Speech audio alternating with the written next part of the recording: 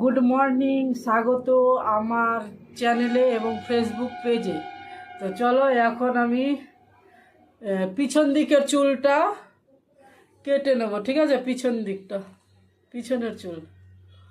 পিছনের চুলটা এবার আমি কাটবো।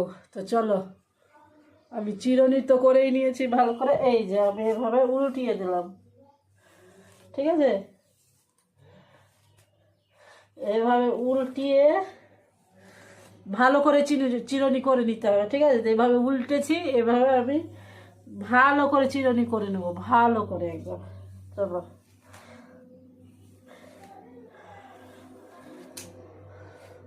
একটাও যেন জট লেগে না থাকে, ঠিক আছে?